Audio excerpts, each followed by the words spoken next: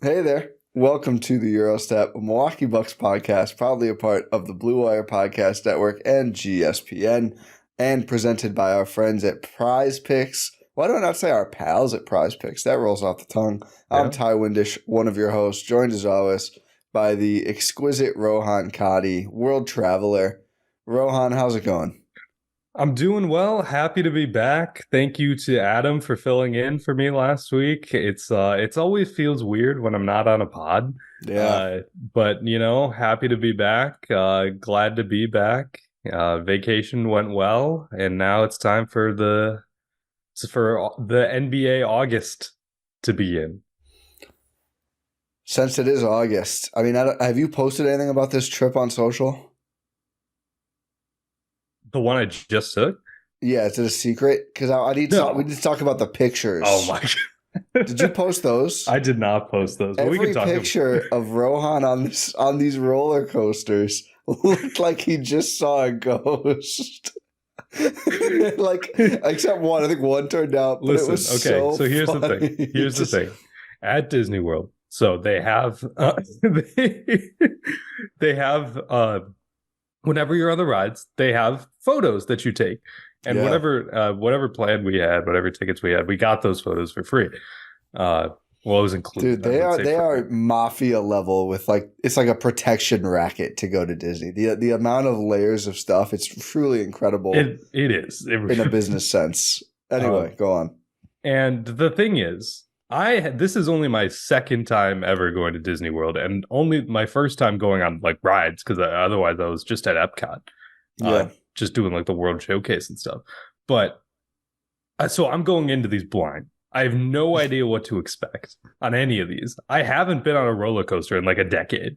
Yeah. And then also, I don't know where they're taking the photos. No, yeah. So there's just pure terror on my face. Maybe I'll just show one. You should put it up on the camera for the YouTube. Yeah. For the YouTube. I mean, get over to YouTube if you're not here, at least for this, because I'm trying to find the really good ones. It looked like you saw Admiral Schofield across the pasta aisle. That's what it looked like. I'm gonna zoom in just to not show other people. But this is me on the Guardians of the Galaxy ride, which was very fun. Put down a little bit. There we go. It doesn't even look like you. The way your eyes look, it looks like a different human being. It's incredible. It is not my best, I will say that. Saw Groot across the room and got rattled. This is Space Mountain. You're so locked in. I have no idea what to expect. And they take the photos right away. Do you want to know one of the worst parts? I knew this was a trend. I knew that I was consistently taking bad photos. You knew this. I was sending this in our chat. Yeah, this was a live update. But I wanted to get a good one. Yeah, you were pressed about it. So for one of them, I was just smiling on purpose the whole time. Just smiling all the way on purpose. The whole time. Just using all of my concentration. Bad. And little did I know that I did that after they started taking the photo. So it still turned out bad. Oh my God, that's hilarious. At least because of the way roller coasters are, at least it didn't have to be a public, not everyone saw you doing this the whole time. It'd be harder if imagine there's two-way traffic and there's just another car that comes through and you just, I'm happy. That's incredible. It was a wild time. I think my favorite moment though. I tweeted this, so this was fun. I was at a place. I got a photo with Piglet, right? And then I sent that in my family group chat. And then without saying anything, my mom just responds, "Is this Peppa Pig?" Not oh, you're having fun, this looks nice or anything. Just, is this Peppa Pig? She wanted to know. And it's clearly just Piglet. It's just... It's surprising that they would go with a newer school pig. I feel like Piglet's kind of an OG. I'm trying to figure out why my mom knows who Peppa Pig, yeah. Yeah, it's Piglet. We watched Winnie the Pooh, growing up. It's just like, what do you mean is this Peppa Pig? It's just Piglet. I do feel like some children's programming is just very calming to put on. Maybe your mom's just like during the day, just like, you know what? Stressful week. She's got to throw on Peppa Pig. Just on the weekend. Just have You should get her Peppa Pig stuff for her birthday. Here, your favorite pig. I know you don't care about Piglet. That's a good idea. But no, I feel like I'm going to get in trouble for this one. It was it was a fun trip. It was a very memeable trip. Yeah. But we're back to talk basketball. Let's do it. We are just like, I think we have a good topic this week. We haven't gotten to the real desperate days yet. Who knows? Maybe we'll get through. I mean, we only have a couple of weeks left, but we are going to power rank the Eastern Conference. Oh, wait, we do have news. We do have one bit of news. What's the news? No Bucks on Christmas. Oh, yeah. Yep, the Christmas schedule came out. I think the one that probably made people the maddest was Spurs at Suns, I believe, is a game. Is that it? Was it Knicks or Suns? Yeah, Spurs at Suns probably doesn't make sense. The Suns are there too. The Suns and the Spurs are maybe just the two teams that people are the most upset about. I mean, Giannis laughed about it. My reaction before seeing Giannis's reaction was really kind of like, okay. I mean, the Bucks had, I think, 7 straight Christmases, which is an incredible run for a team in Milwaukee. And while I think they deserve to be there in year 2 of Giannis and Dame, I mean, they've lost in the first round 2 years in a row. Like, all these other teams made these exciting moves. Wembanyama obviously had a very exciting summer with France and is the most hyped prospect really since LeBron at this point. Like, to carry the hype for this long, I think pretty easily. So, I mean, the Suns, I don't really get the Suns part of that. The Suns, so here's the schedule. So we got Spurs at Knicks, Timberwolves at Mavericks. That makes sense. Yeah. 76ers at Celtics. And the Knicks we would normally yell about, but I mean, it was pretty obvious they were going to get one with the summer they had and the playoff run they had. So that was the Knicks. They always get one. Yes, but I think they hadn't won in the last couple of years, but obviously they played Milwaukee last year. But I think it was pretty obvious the Knicks were going to get one. Yeah. Lakers at Warriors. It's hard to argue. They're not good, but right after the Olympics to announce it was smart. I know, but this is not going to take place right after the Olympics. It's going to take place at the end of the year. Well, no, at the end of the calendar year. Yeah. I was thinking NBA. No, calendar year. Yeah, so those teams won't be mathematically eliminated yet. It'll be fun. One of them might be an in-season tournament champion. Steph and LeBron might be on the same team by that game. Who knows? That'd be wild. That'd be insane. I kind of want to see it. The problem is I just don't think either of them are going to move. I don't think so either. I think it would have to be LeBron moving. It would have to be LeBron. Yeah. And then Nuggets at Suns. That one, I'm like, you could have, but couldn't have stuck the Jokic, Giannis couldn't have been. But that's the late game, I'm assuming. Yeah, probably. But that make the Wolves Mavs game late. But that game will probably do better ratings. So. Yeah, I mean that's a good matchup. Yeah. And also, those teams both play in Central too, so it would be kind of rude, even though they are Western Conference teams. Yeah. Lakers at Warriors could be the late game. Yeah, we know that's not happening. That's the middle game, isn't it? That's probably the biggest draw still. It's the evening game. Oh, okay. Yeah, I mean, if this is the first and the last games are usually the ones that they prioritize the least, right? Yeah. So yeah, Spurs, Knicks, they're like, Knicks get a game, Wemby gets on, but it's 11 a.m. Central-ish, like not a huge deal. The Packers don't play on Christmas, do they? They might. A lot of NFL teams do now. The NFL is like really going to war with them over Christmas. Because that might make it easy viewing. No. It looks like Chiefs, Steelers, Ravens, Texans on Netflix. I'm sorry, what? Yeah, dude. Why? And then the day after is Seahawks, Bears on Prime. What happened to the game I love, man? Just wait. I made this joke, I think, was this with Adam last week? Of like we're just getting back to cable. Oh, yeah. Wow. You can now pay one price to get Netflix, ESPN Plus, Prime, Peacock, Paramount Plus. That's incredible. We never could have envisioned something like this before. We had it. Do you see Disney Plus is going to start doing like scheduled content programming in specific streams? Wow. So it's a channel. Of curated content. Yeah. A channel. Yeah. Crazy breakthrough there.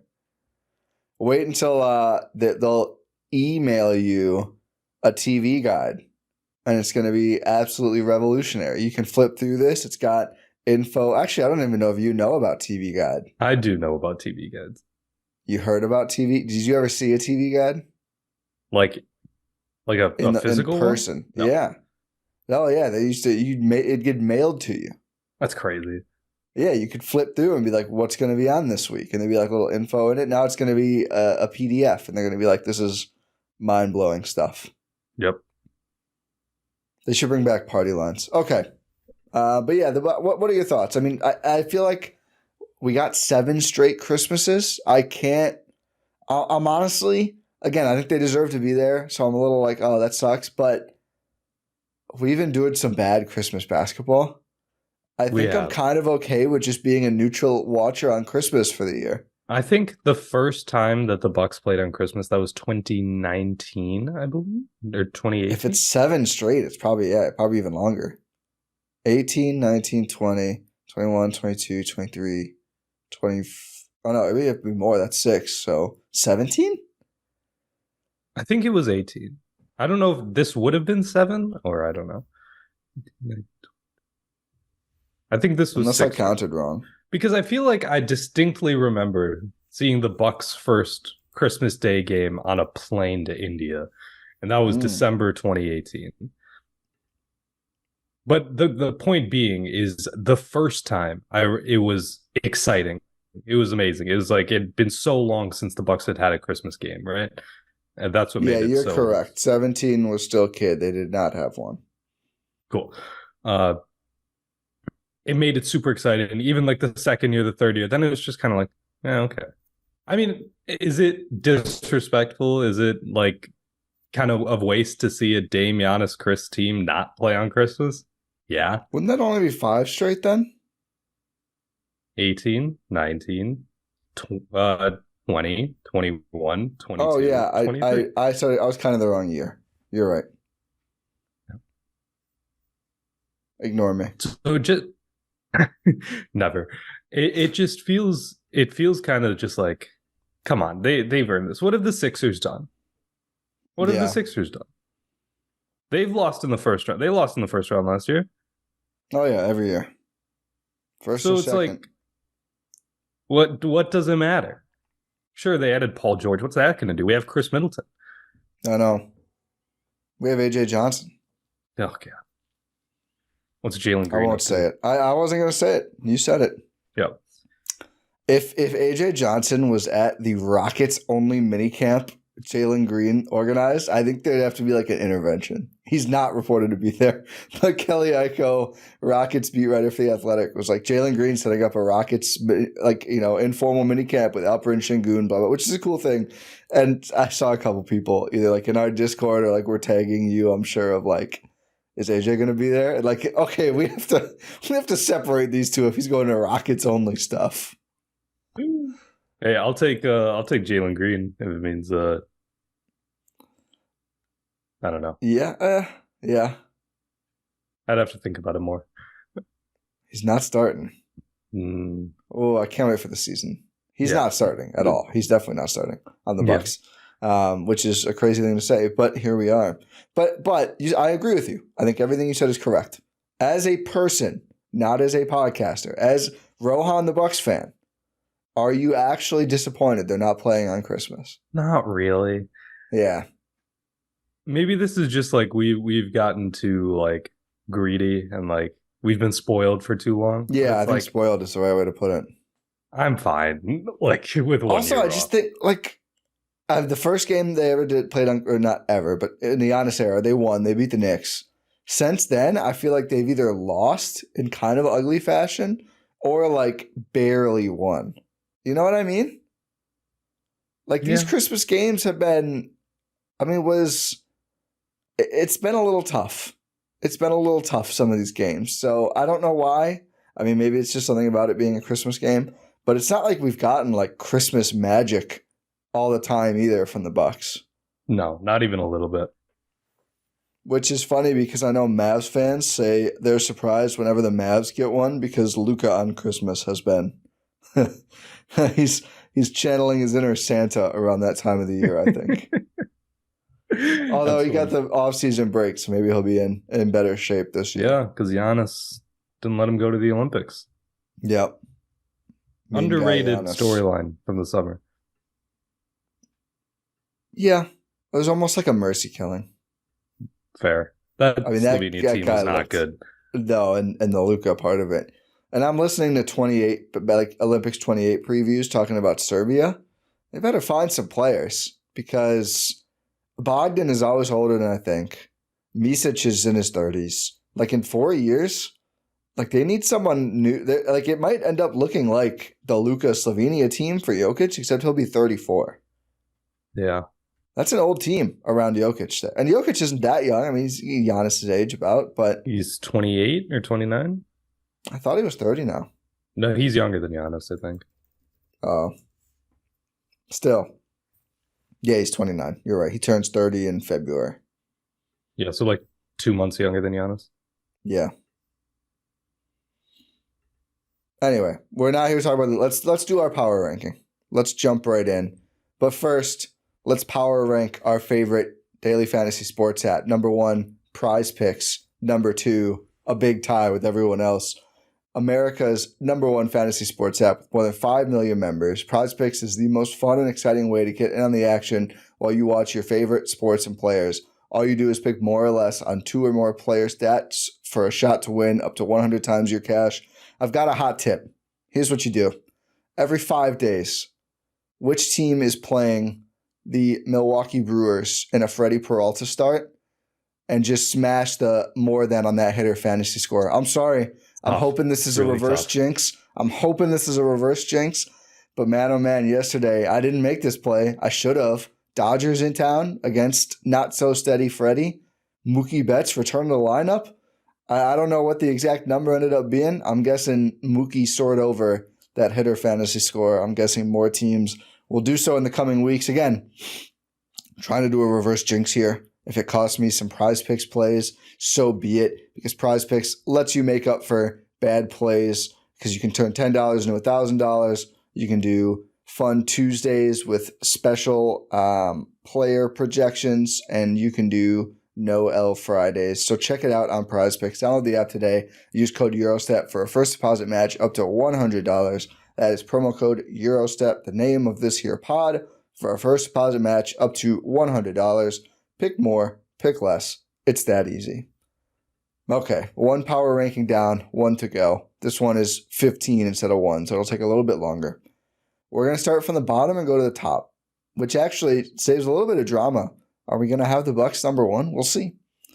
I probably have for many years in a row coming into this one. We'll see if that trend holds. Number 15.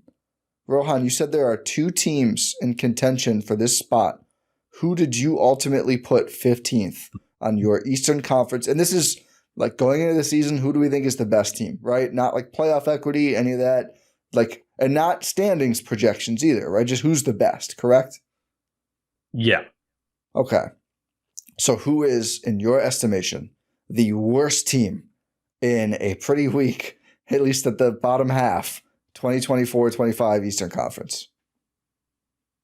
It's the Zards, man. It is the Zards. I wanted it to be someone else. It's the Zards for sure. I mean, just no idea what's going on there.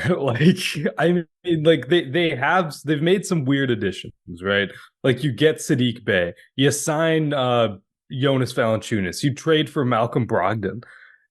It's just like what else is there? I guess you have Kuzma still. You're probably going to trade him this at the trade deadline. You add whatever Alex Sarr is. You not re-sign good right now. That's what Alex Sarr is. You re-sign Anthony Gill, Rashawn Holmes.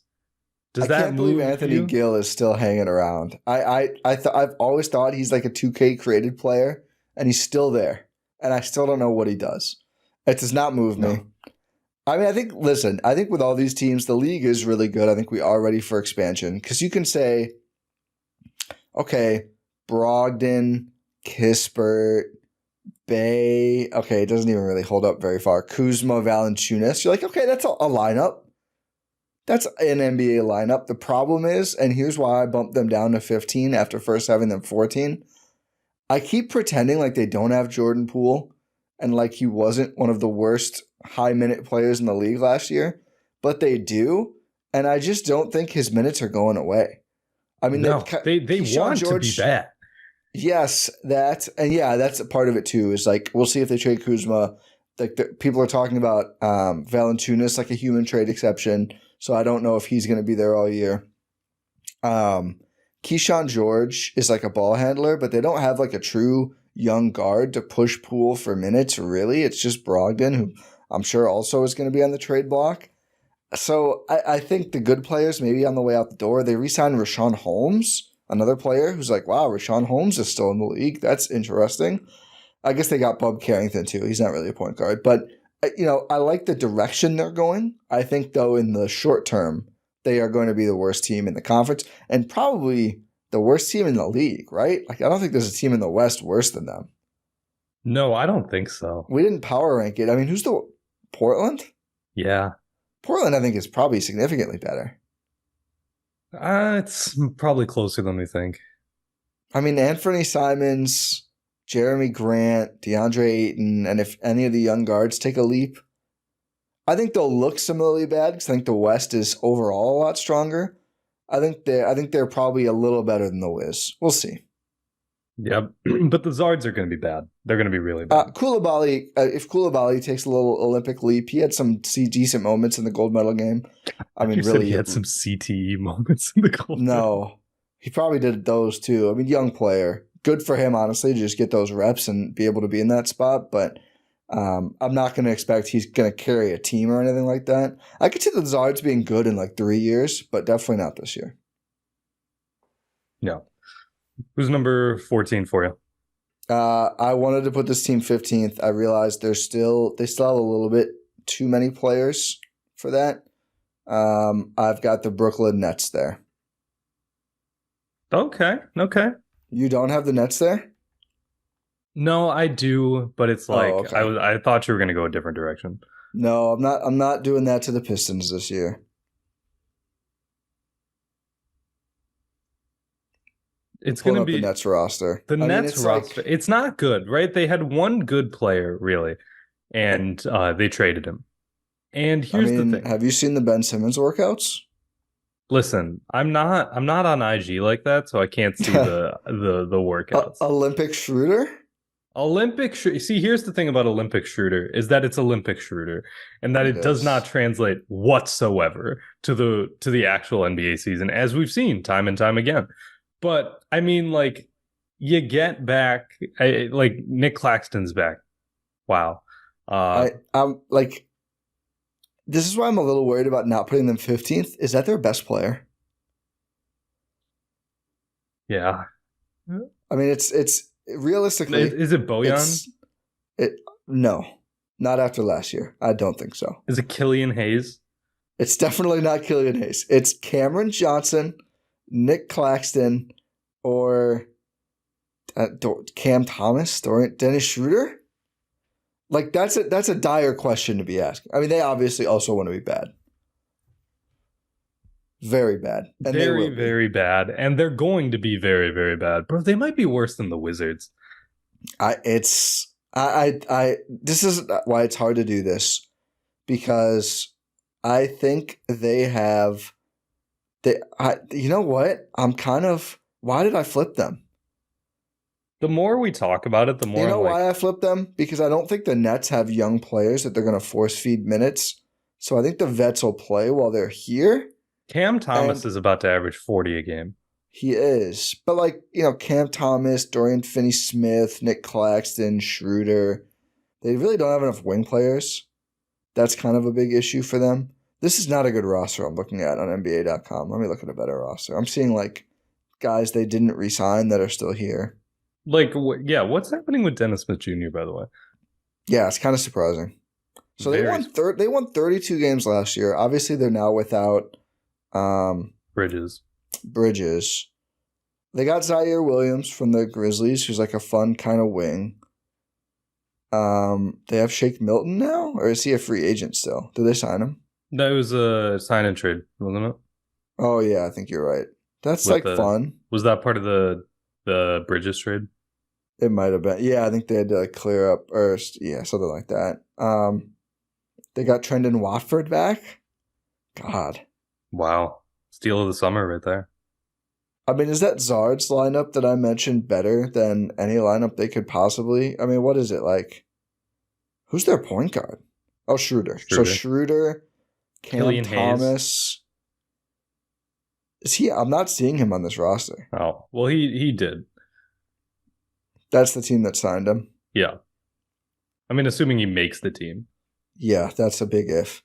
Schroeder, Cam Thomas, I don't know, Shake Milton, or Bojan, I guess, Dorian Finney-Smith, and Nick Claxton. Yeah, that's all right. That's all right. Okay. That's a passable NBA lineup. Then you got Ben Simmons off the bench, the Ben Simmons variable. I feel good about these two at 14 and 15. I'll say that. Yeah, me too. So coming up at number 13, I think it's my turn to go first. Yeah, go ahead. The Atlanta Hawks. I have them a lot higher. Really? Why? I have them a lot higher. I still think Trae Young can carry a pretty mid team to being good. I had them around here when we started. But now because listen, they got rid of DeJounte. That's a loss. Yep, their second best player. Sure. Who is their second best player then last year? No, it's him. I don't think it's in that meaningful of a way. They still have Trae Young, Bogdan Bogdanović, Jalen Johnson, DeAndre Hunter, both of their centers, who they only want one of, but they have both. We'll see if Risache can do anything. We'll see if Kobe Buffkin develops at all. They got your guy Larry Nance. They got Dyson Daniels for some defense. That's a nice fit with Trae. Like they make sense to me. I think they're taking maybe a step back, but I think the rest of the conference did too. Step back. Step back. I don't view DeJounte as that impactful of a player. I don't think he's for the Hawks. How about that? I think it's like, does Trae stay healthy or not? I think that's the big DeJounte difference. I just think it doesn't matter because the rest of the team is just bad. Maybe. Like all of these players that you mentioned, besides like Larry Nance, Dyson Daniels, were there last year. Yeah, but I think the Trae DeJounte thing just didn't work, and they weren't getting the most. So they're going back to the Hawks pre DeJounte trade, which was bad. They went to a conference final one of those years. Yes, but that was a weird year. It was a weird year, but I have them 9th. Wow. I mean, we'll get to all the teams between. I don't think it's really saying that much. That, to me, is where the conference really drops off. But I just think like an optimized Trae Young. Again, if he gets hurt, then they're going to be like 13th where you have them because there's no one else ready to pick up that offensive slack. But I like their role players. It's like is Risache any good? If he's okay, that helps my case a lot. I'm not even a Risache guy. I really don't either, but we'll see. I really don't think he's going to be good this year. I think their roster just makes more sense to me than a lot of teams. That were in this range, not overall, clearly. Sure. But why? Do you think they're bad just like without DeJounte, they just fall off a cliff? I think they, like, not without DeJounte, but like they just didn't do anything else meaningful. Yeah. To like try to replicate some production. Like, again, I'm not here to say that DeJounte Murray was a good fit on the Hawks. He wasn't. Like, that trade needed to happen. I just think, like, you need to do something else, too. Yeah, I almost feel like it was just, like, streamlining things. I feel like another guy who can do a little more for them this year now is Bogdan, who's been very good the last couple of years. I think was, like, top 5 and 6 man of the year. So he was the 11th man of the year last year to carry on my Portis bit. I don't know if he'll start now or they'll keep him in that role, but he'll obviously have more touches. They're really high on Jalen Johnson, Milwaukee's own. Like really, really high, higher than I would be. But maybe he's able to do some more. DeAndre Hunter, I've kind of given up on, but I think he could improve a bit this year. We'll see. We shall see, indeed. Who do you have 13th then? I have the Bulls here. Okay. Like, the more I thought about it, they lost DeRozan and Caruso. Those are best two players last year? I mean, Levine. Last year? He barely played. I mean, fair. Like, in terms of best, like, helping them win the basketball games they won, I'm not sure you could have traded two more important guys. And they got back, nothing for DeRozan? I mean, did they get something from the Kings? I think they got a pick. Yeah. Ugh. And for Caruso, they got Giddey, which I didn't hate the idea of that trade, but now looking at this roster, and he had a solid Olympics. And Lonzo's moving around. So, like, if Lonzo can play, actually, that would be pretty big for them. I struggled with this because I really like their young guards' development in Kobe White and Ayo Dosunmu. I don't think that the roster makes any sense around them. I mean, it doesn't, right? So here's the thing. I have the Bulls where I have 10th. Yeah. I think this whole bottom part is a little squishy. And I think I was a little more optimistic about, like, Lonzo could play. Like, yeah, that is a big deal. That's a big deal if Lonzo is actually playing. It's a big if. But he could play. I mean, the fit of Giddey could be all right. Like, it's just maybe like Levine's playing. Because they have no choice because no one will take him for free. Yeah. They wouldn't surprise me if they dumped him early on if they could, which kind of factors into my thinking. But no, I just don't think they're going to be good. I mean, your guy Jalen Smith, so who knows? But no, your guy's Isaiah Jackson. Yeah, I actually am out on Jalen Smith. I thought that was a bad contract. I think it's going to age like the Javon Carter deal, where now they're just like, okay, we're just paying Javon Carter $7 million a year to stand around because we have 18 point guards on the team. So their starting lineup is probably like Kobe White, Zach LaVine, Josh Giddey, Patrick Williams, and still got Vooch. Yep. Not a lot of shooting there. No, not a lot of good players either. No, and then off the bench, like Dosunmu, I guess Lonzo. They've drafted so many guys. You're just like, what? Buzelis? I like Buzelis long term. I don't think he really helps them this year. Torrey Craig is still there, I think. Maybe. I don't know. But it's just... Who's their backup center? They don't have Smith. One? Oh, yeah. He's listed as a forward. Is he even... Oh, yeah. Oh, I don't like that at all. It's just guy who can't really play center. They have two guys who can't defend the five as their center rotation now. That can't end poorly at all. So maybe I have them a little too high, but it's just, I don't know, man. It's bad. Like, I look at, I don't know, maybe I'm judging them too harshly based on like the last couple of years of Chicago Bulls, and maybe like the young guys can just step up and pick up. I thought DeRozan did so much for them on the offensive end, and Caruso kind of did on the defensive end that I'm like, who is going to step up to pick this up? Maybe Levine just does. Maybe Levine plays and he's like, hey, don't forget about me.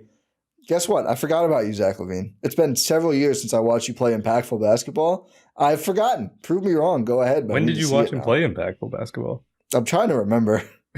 It wasn't on the Timberwolves, and I think he's had like one or two Bulls seasons where it was like, oh, Zach LaVine's playing really well, but it's been lost.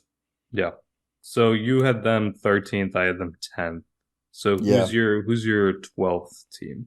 Sorry, Andrew, it's the Charlotte Hornets. Oh, okay. Did you have them higher? Yeah. I have them 11th. Oh, one spot higher. Yeah. Okay.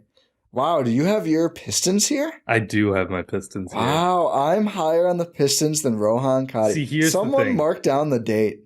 Here's the thing. I've gotten burned so many freaking times with the Detroit Pistons. Year in, year out, we do some conference prediction, and I'm just like, this is the year. This is the year for the Pistons. This is the year for the breakthrough. And every single year, I'm let down. I've watched a lot of Malik Beasley. Have fun. Tobias Harris, welcome back.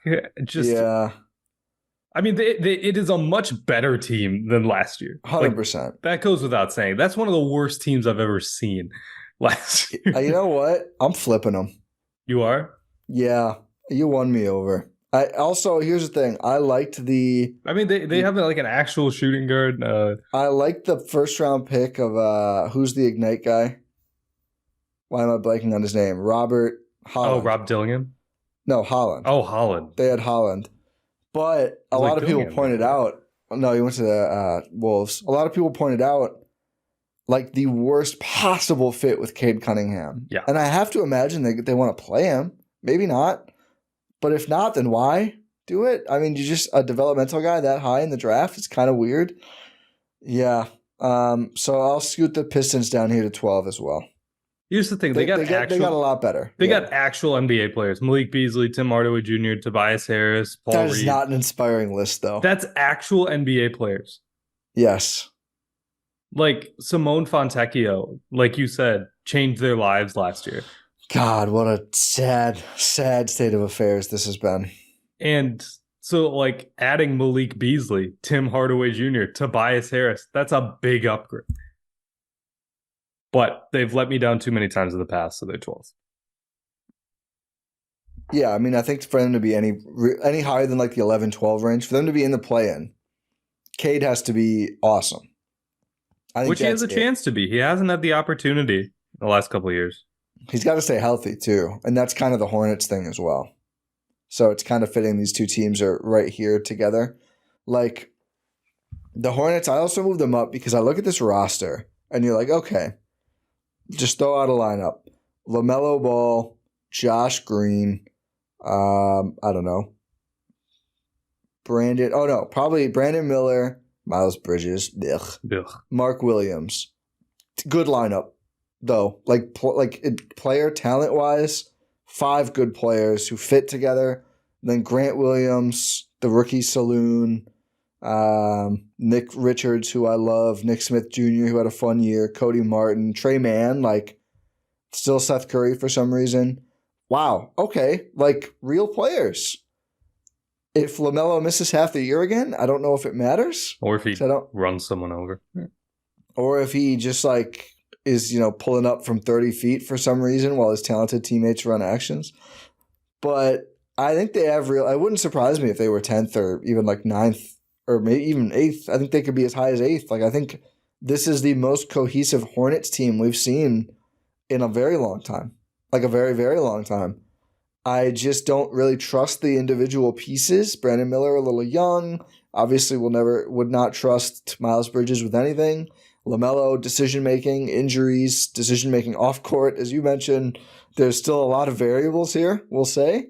But I think like pure upside, on-court talent, they have not been this good in a while. Getting Josh Green for basically free to facilitate the Klay Thompson and Mavs, I thought it was great. That's a good piece of business. Every team like this could just use more steady, low-usage wings. That's exactly what they need. Charles Lee.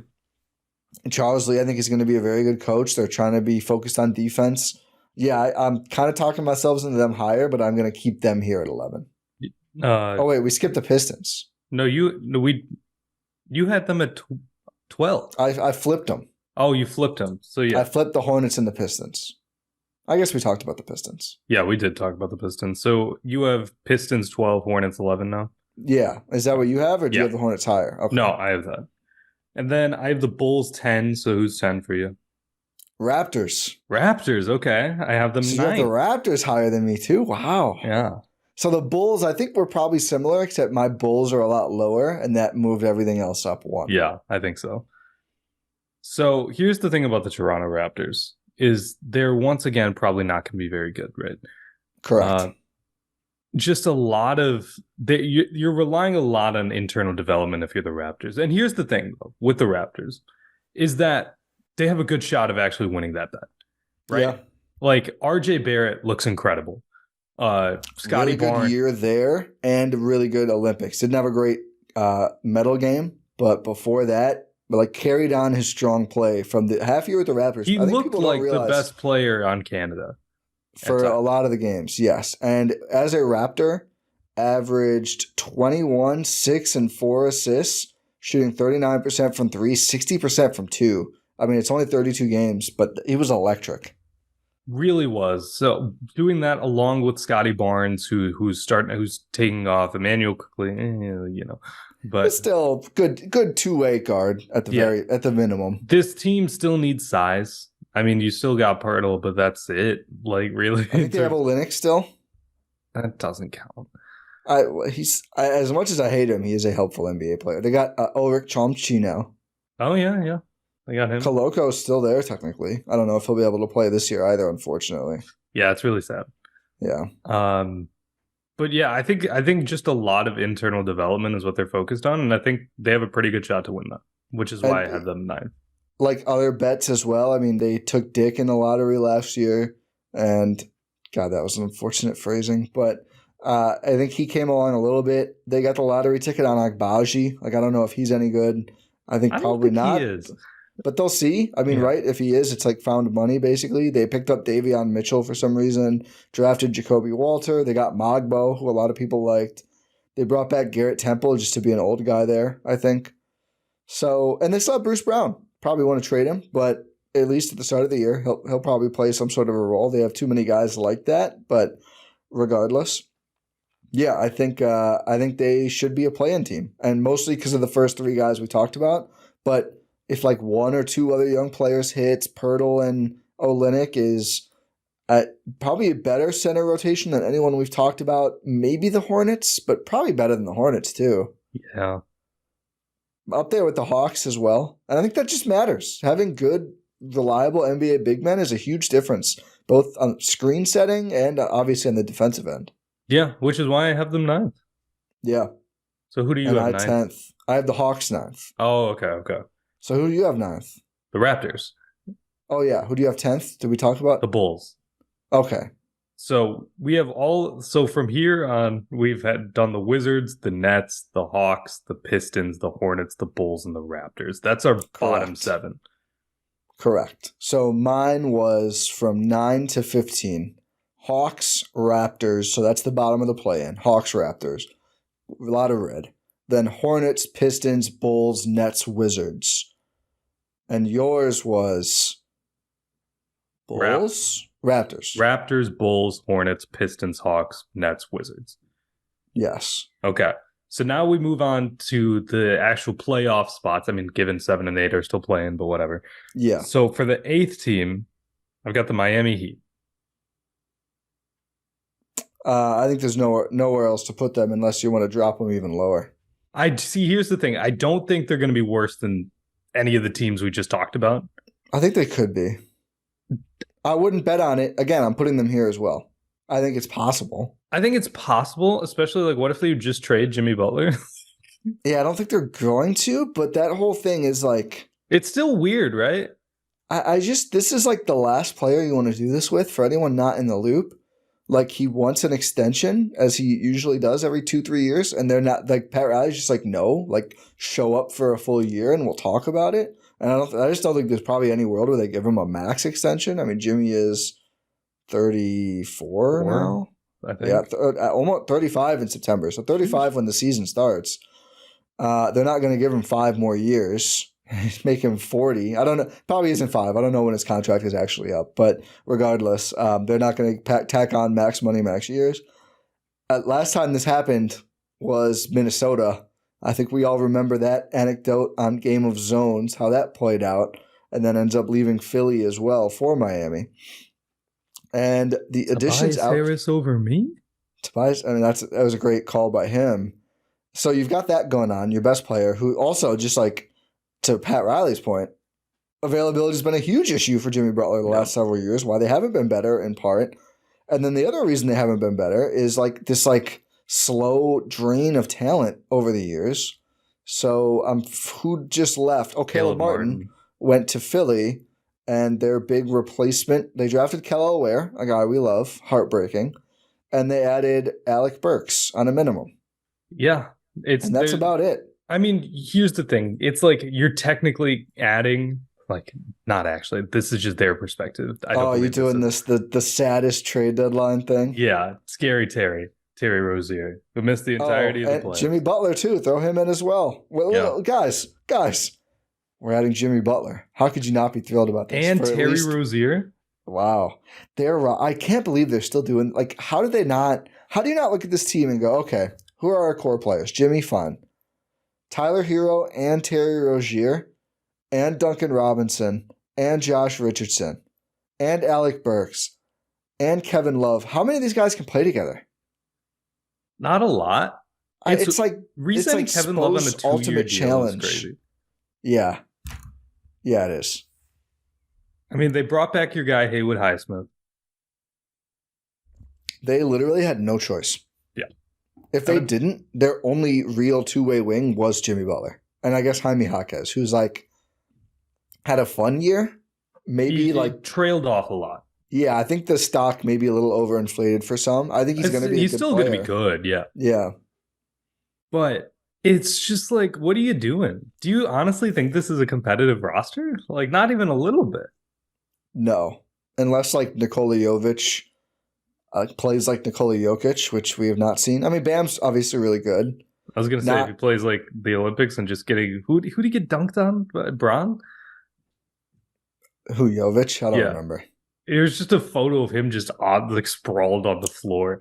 I mean, how about your guy Gershon absolutely giving it to Braun? I'll tell you what, man. I'll tell you what. I saw the vision. Dude, at Real Madrid. I wouldn't be surprised if he got a roster spot somewhere. I've seen people be like, "Oh, he's going to get a camp deal." He's not leaving Madrid for reporting that he might be an option for the Cleveland Cavaliers. I told Evan because he mentioned camp deal to me, Evan Damerel at I'm Not Evan. I was like, he's not leaving Real Madrid for a camp deal. No, not even a little bit. You need a guaranteed year. I'm telling you what, I've witnessed a playoff game where the entire stadium is chanting Yabusele. Like, why are you leaving that for a camp deal? We saw him get MVP chants with France too. He has totally changed his stock going over there and playing very well in Europe. But anyway, not on the Miami Heat. They could use him. I mean, you talk about teams that could use Yabusele, would be an impact player here. Yeah, I think dunked on Braun on the international stage. Yeah, that's like the absolute like now. The stones you need to do that. Yeah, yeah, that's crazy. It was a right call to call that a block immediately. 100%. Like, you don't really see that video floating. Nope, it's gone. It doesn't help that it's Olympics, so you try to post it and then the black fans also come for anyone who shares Olympics footage. I wasn't even retweeting stuff, dude. I was like, no, don't want to get shut down. Although honestly, Twitter's so bad now that it might. I don't know where I'm going to post. I don't know either. I'm going to get MySpace back. Rohan, will you be my top friend? Of course I will. Okay. They kind of need Kello Ware to be good right away. They really do. Like this Kello Ware Bam pairing, which I think is a little bold. Like to just shift Bam's position like that for a rookie. We'll see if they actually start that way or not.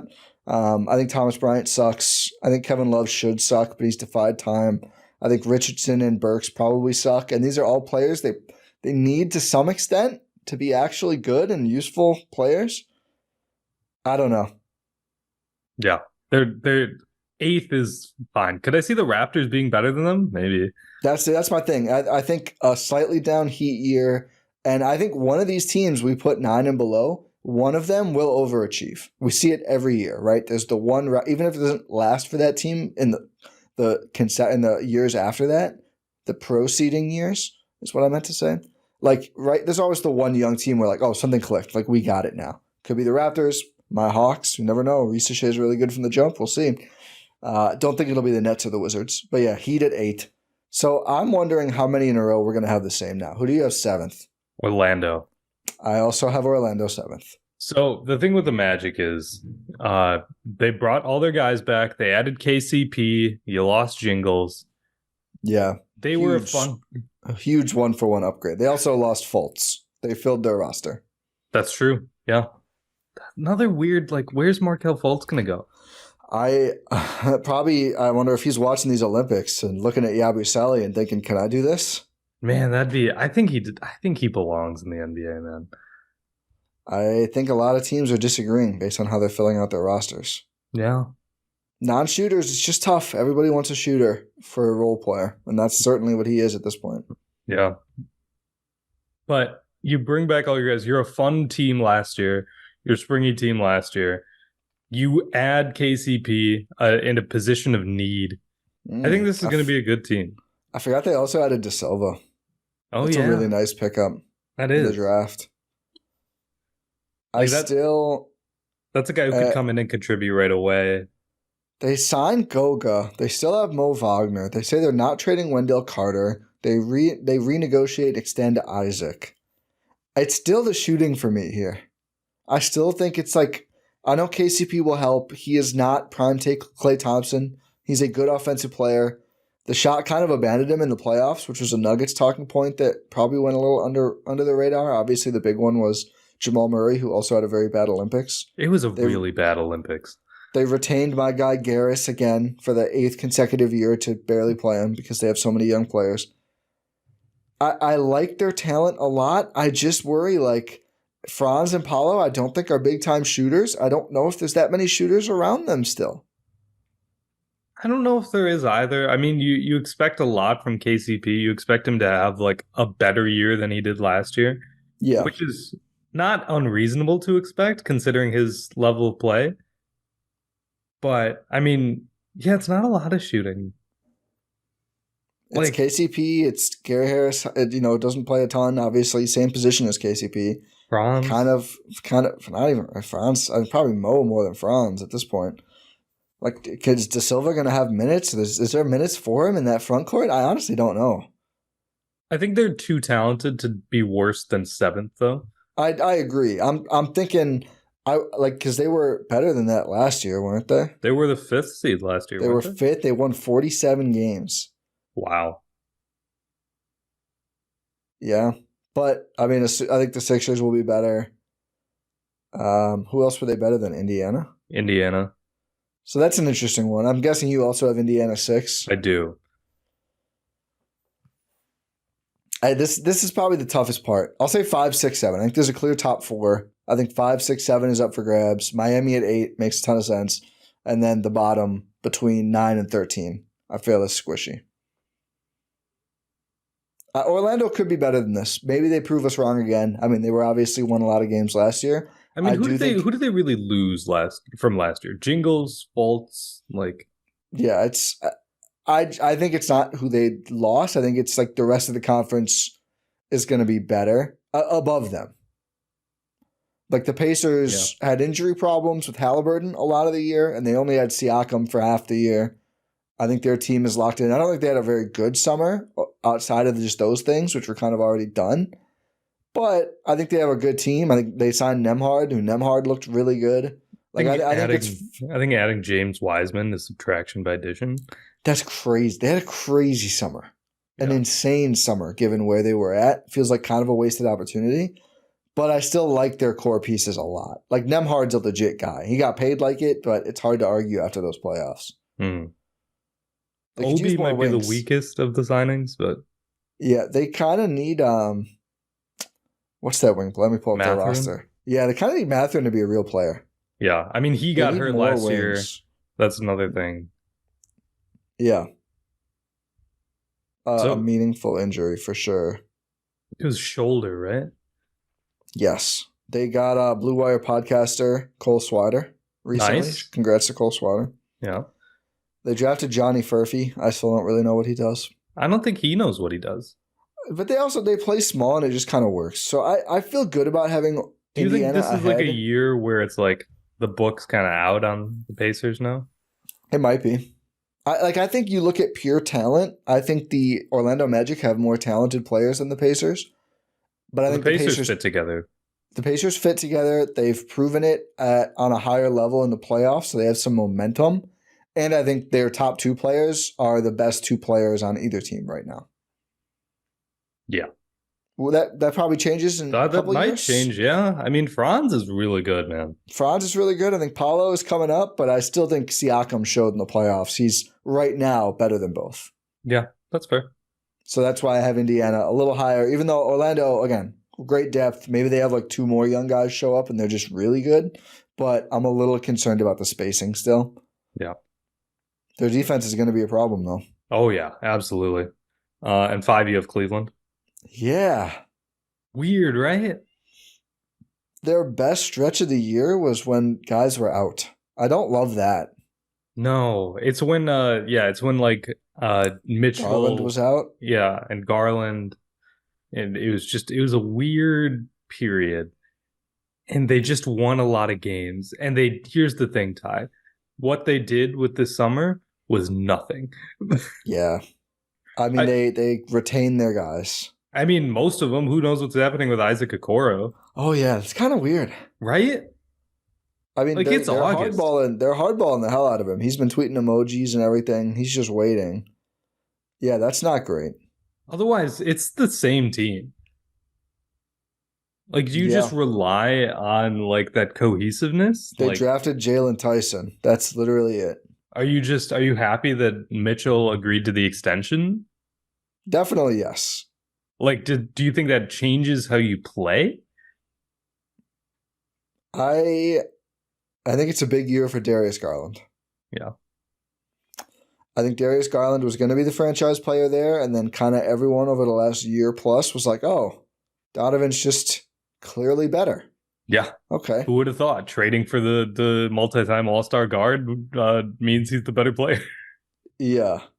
I think the Mobley Allen thing, I know they want to work it out. They got Kenny Atkinson, who's a good coach. People act like he is Eric Spoelstra, which I think is maybe a little ambitious, but he's a good coach, well-liked coach.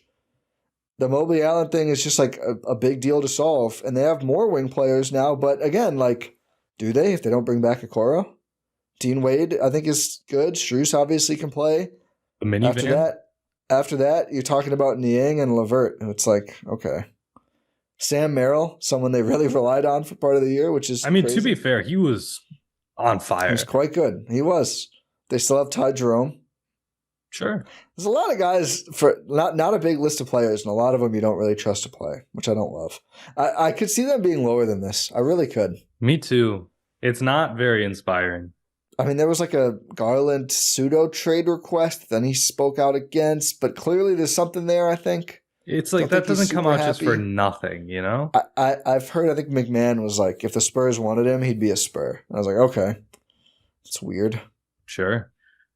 It's odd. But here's the thing, like their starting five is still going to be really good, right? Like Mitchell, Garland, whoever you want to put in there. I will just say Strus. It's not going to be Okoro because he's not on the roster right now. Yeah.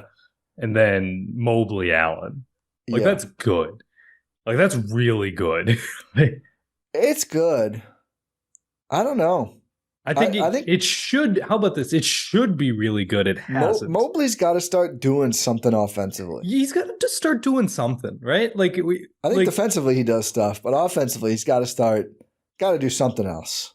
Yeah, like you can't just be Ben Simmons, right? No. Allen's starting to shoot some threes, which is fine. They just gave him an extension too, I think. They did, which was a good value extension for them. Made sense, but yeah. Kind of a weird spot for them. Yeah. But now we get into the top four, which is I'm interested to see who you have fourth. Should I say Sixers? Okay, cool. Sorry, who do you have? The Sixers. Yeah, okay. Exciting summer. I think they will be really good. I was like, do I put them lower than this for like the bit? Because I'm always low on them compared to others. There's no case to put them lower than this. I don't think there's much case to put them higher than this either. I don't think so. I think they have a good team. I worry about their lack of shooting a little bit. I mean, outside of PG's obviously a really good shooter. Maxey is, but to me is not a high volume guy. Is not really like a catch and shoot guy. He feels like more of an off the dribble shooter. And then it's like Caleb Martin, not great. Some of the other wings, like just okay. We'll see. It'll probably be fine. I think their offensive talent's high enough. But injuries and availability is obviously going to be a huge factor here, as it always is with Embiid. I mean, Eric Gordon is a good shooter. We're relying on Eric Gordon. I think so. Should Eric Gordon play for them? I mean, I know he will, but should he? I think so. I mean, you have good point guard depth. You got Reggie Jackson, Kyle Lowry. You a lot of olds. You re-signed Kelly Oubre. One of them's way older than the other. I mean, you bring back Andre Drummond. How old is Reggie Jackson? Like, I don't know. Yeah, it's tough to be 34? Older than Kyle. It's tough to be older than Kyle Lowry. He's 34. Kyle Lowry's like 45. I wish. 38. Wow. That's younger than I thought, honestly. That between Lowry, Jackson, Gordon, their bench is going to be ancient. Yeah, it's not very athletic. No. Not at all. Which is the thing for having them fourth. I mean, who's their best player off the bench? Kelly Oubre? I wonder if he starts. He might. Yeah, people are really excited about their role players, and I get it. I think Martin is solid. I think probably a little overrated because of the Heat. Drummond's a good backup to have for sure. You can't argue there. I don't. They might be uncomfortable with how much he ends up starting games. We'll see. Yeah, I don't know. I think they have some really talented players. I think they also just have a lot to figure out, right? Like we saw this with the Bucks last year. You make these huge changes, it's going to be a bit of a process, especially when you have certified Yep nice. Or Paul George, who's going to be on the podcast every week. Like, I don't know why Tyrese isn't guarding wing players or whatever. He always says like whatever went wrong is what he thought someone else was going to do on the pod every week. We need someone to do the dirty work, man. I didn't come here to be the first option. I'm not getting any touches, man. Like, whatever. So it's somebody else messed up there. So we'll hear all about that, which will be very funny. It's a good podcast. Also, do we have no podcasters on the Bucks now? Finally? Oh, man. I don't think we do. Gallo, TA, and Pat Bev all out. Pat Bev, by the way. Bobby's pod isn't... That's been inactive for a while. Pat Bev is I don't even want to. Just... saying insane things given where we can move on. Yeah. The Sixers. You also have to you also have the what's oh my god. Why am I blanking? What's the name? What name? What are you talking about? Describe it. Who coaches the Sixers? What's his name? Nick Nurse. Nick Nurse, okay. I wanted to say Doc Rivers so bad. I was like, no, we got him now. Yeah, our guy, the Nick Nurse of it all. Because like last year, in the first year of Nick Nurse, wasn't great, right? No. Like the fits weren't great, and now you have a whole new roster to really contend with. I mean, this is it's like there's been so much turnover on this team. Yeah, literally all but like 2 players or 3, I guess, with Oubre.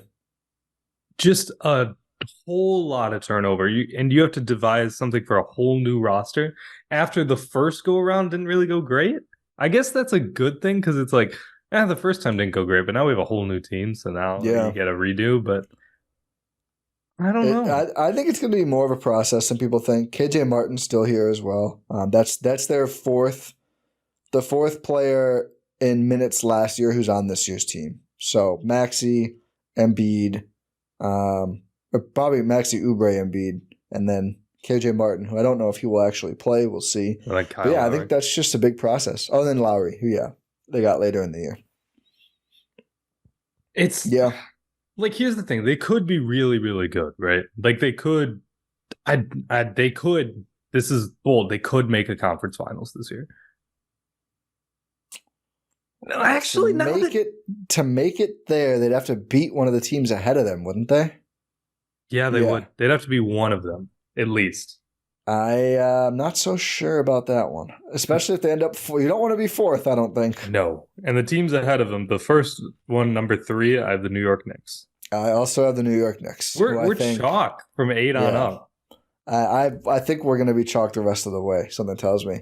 The Knicks, here's the thing about the Knicks. I feel like there's an urge to maybe call their summer overhyped too. The problem was it is overhyped. I think they had a really good summer.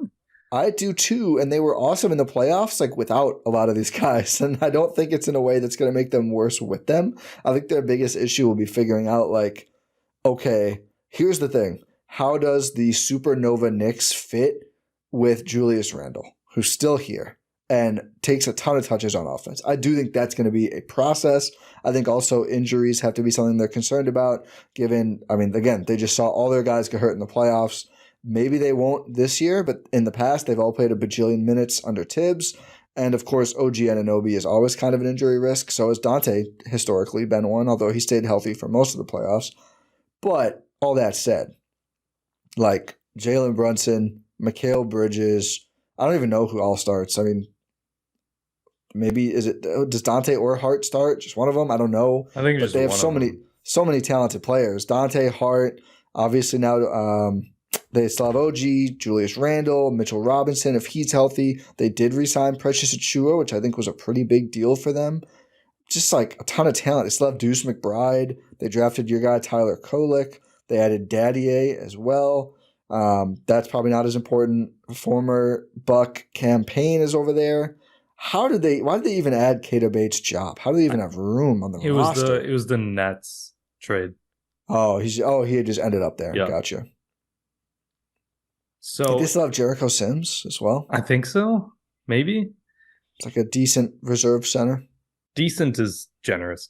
But yeah.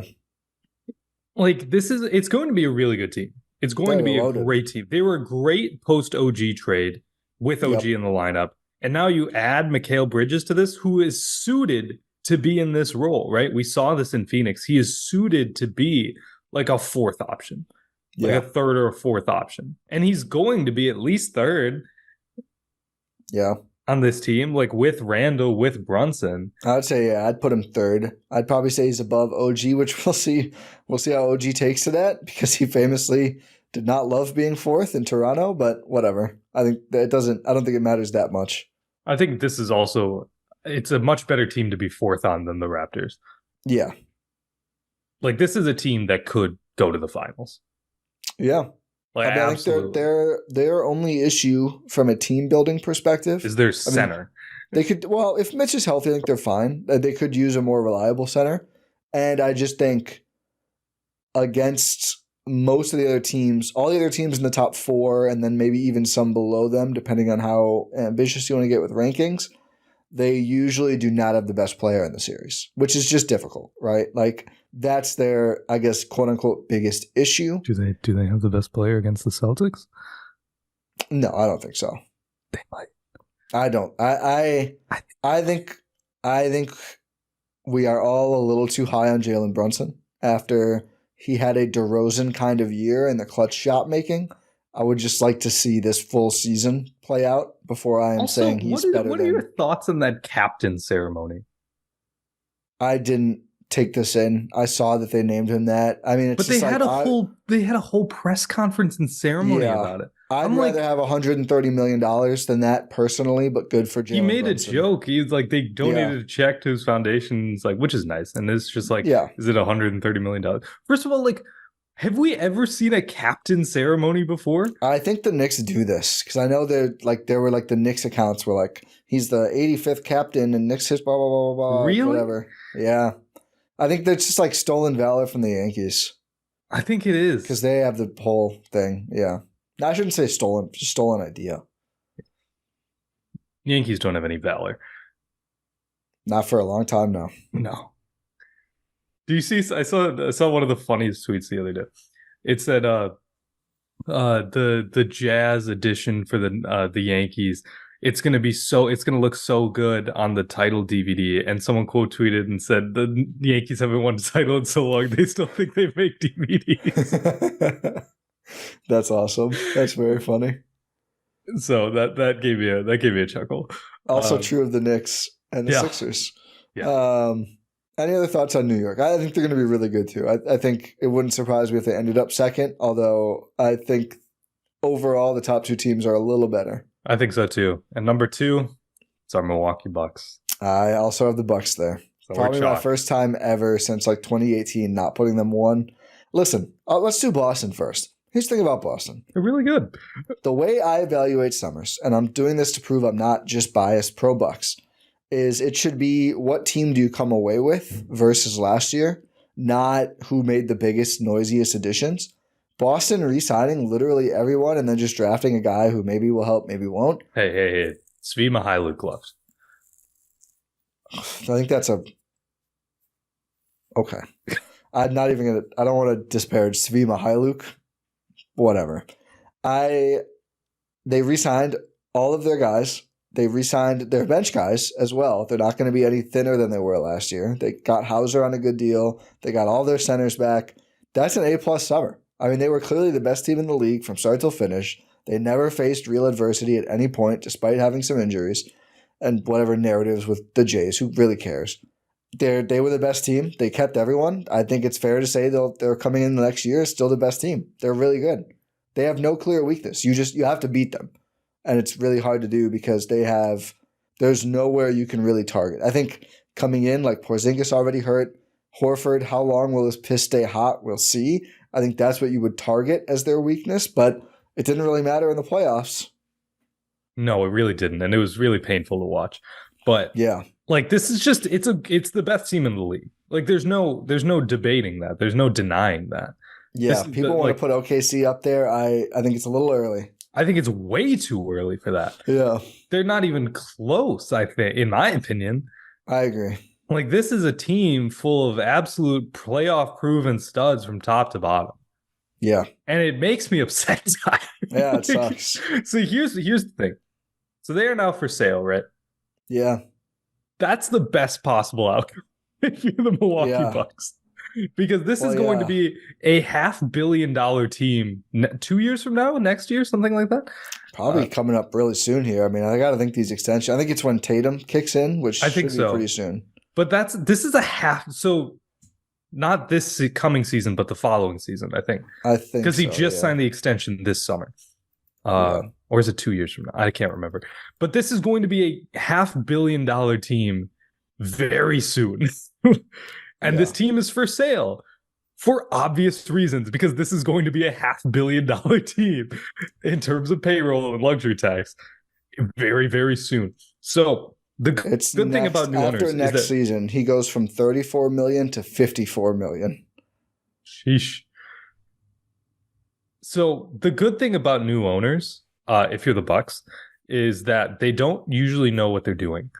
And they want to immediately cut costs because they're billionaires and they don't know what they're doing. That's going to mean trading some of these guys. That is going to mean cost-cutting maneuvers. And it's real. Do you know how much this hurts me to my core, Ty, to be like the only way to stop this Celtics team is a new person taking over and selling? Yeah. I mean, I think I don't think are they beatable? Yes. Yeah. I don't think they would be this good for like 5 more years. Like, I think just slight declines from some of the guards as well, which we'll see how long Drew stays at this level. Probably a while. I think he's a pretty dependable guy. But yeah, I mean, I think, and I know like Wick Grousbeck, their current owner, is like, the plan is he is like controlling them till 28, but he sells, which is like, okay, I don't know if you can have your cake and eat it too. That's like what Mark Cuban tried to do, right? Yeah. And it just didn't happen. Well, it's like, again, you can say whatever you want to say. If you sell the team to someone else, I mean, they can just like decide what they want to do. It's their team now, so good luck. It does. I don't like being in the position of like, I hope their owner cheaps out. Like, that doesn't feel good. That's the only way to stop them. I think the real way to stop them is like if they just get beat in the playoffs like twice, then maybe even their current owner would be like, okay, I mean, we're now not winning the title every year and I have to pay $500 million for the team. Maybe let's figure out a different way to go about this, like the Warriors had to do and the Clippers had to do. I don't think they'll be as bad as the Warriors and Clippers in like 2 years, though. Yeah, it's going to be challenging every year to get past Boston. That's for sure. I think they deserve number 1, and I think the Bucks number 2 probably just comes down to like Giannis and Dame over anybody else. And Giannis Chris. And Dame and Chris. Happy belated birthday, Khris Middleton. This past Monday. Yep. Yeah, that. Plus, they had a really good summer of additions. Taurean Prince, Delon Wright, and then, of course, Gary Trent Jr. Yeah. I mean, you don't lose a ton of on-court production at all. Almost none. I mean, the best on-court player they lost was Pat Bev. Yeah, or Beasley. Oh, yeah, probably Beasley. Good call. I was thinking of him and Crowder for some reason. But yeah, Beasley, I guess, was their best player. Yeah. Gallo, impactful playoff performer, Danilo Gallinari. Another podcaster. God, we had to watch Gallo playoff minutes and be like, you know what? They're surviving. That's how down bad we were last year. Yeah. Last year's playoffs, I want to burn from my memory. We will never do binge the Bucks again unless it's about a Please winning. Don't make me do binge the Bucks. We would only do 21. I don't even know if I can subject you to that for the Nets. You'd have to take the Nets series off. I would just take the Nets series off. Can't just do that getting again. Flashbacks. Of a freaking war. You're gonna look like you're on a roller coaster. I will. But no, I think the Bucks at number 2 is good. You could make an argument for the Knicks 2, Bucks 3. Yeah. I think. But I think I trust the Bucks top 3, and one, they have the best player there. They have the first and third best player there. It's and here's really the hard thing. to net out. Here's the thing. Brunson was better than Dame last year, right? Yeah. Like, I don't think that's controversial or anything. I think I said this on a pod a little bit ago, but that's going to change this season. Dame's going to fight for that. Dame's going to fight for the right to be the best guard in the Eastern Conference. Yep. I agree. I think like Dame versus Brunson versus Maxey, how they all play is going to be super important in the regular season and even more in the playoffs this year. I think will determine a lot. And then, Boston, it's all about like being able to play two-way and just having guys you trust in the playoffs. I think the Bucks have a lot more of those this season, which is a huge boon. So I feel good about them at 2. I still think they can win the title this year, 100%. Absolutely. But I just think it is fair. Have the Sixers and Celtics go to war in the second round. Yeah, that's why I was looking at our, like, what if this was the playoff bracket? I was like, they are not touching the second round. Or the conference finals, excuse me. That'd be so good. I'm very happy that we had the exact same top 8. One, because it's par for the course for us. And 2, like, this would break really well. Except for, it would be perfect. So it would be the winner of, we wouldn't know. It'd be the winner of the second play-in game. It would be the winner of the first play-in game. Oh, yeah, you're right. So Orlando or Miami, whatever. And then probably Knicks in the second round. Knicks or Pacers. Wow, that first round rematch would be electric, by the way. No one would talk about any other first round series. Although Sixers-Cavs would also be like pretty monumental. Yeah. And then some poor team will get sacrificed to Boston again. Yeah, that's usually how it goes. I mean, do we think the Bucks could try for the 1 seed? I think the Celtics are too deep. I was going to say, like, if they have another guy who's got injury problems. I think just Porzingis, probably not enough. Like, it probably has to be one of the Jays. It'd have to be one of the Jays. Because I think Drew and Derek White are so overlapping that they could make it work with like a little bit more fast PP and one of those guys. Yeah. This makes if Jalen just like leaves. Which is possible. I have a point to prove. He's going based on his Twitter followers, he's going to Romania. Yeah, well, let's move on to the end of the podcast. Yeah, here. I think we've done this here. We are at time. Let's not dig any more into Pat Bev and or Jaylen Brown. I think on court only is a good way to go there. We're gonna stick to basketball. People have been asking for years. We're gonna do that. And say thank you for listening to this episode of the Eurostep here on Blue Wire and GSPN. Presented by our good friends over at Prize Picks. Also, if you wanted to listen to this podcast commercial free, you can subscribe to GSPN Premium at gspn.info, which is also where you will find all of our links. But yeah, $8 a month, gspn.info, premium subscription, commercial free pods, exclusive GSPN After Dark pod. NFL season's coming up, Ty. We were just doing over-unders. I got carried away on that AFC pod. I didn't advertise this on purpose. I'm not proud of what I said about the Cardinals, about the Cardinals logo. Various coaches. It wasn't the logo. Carry on.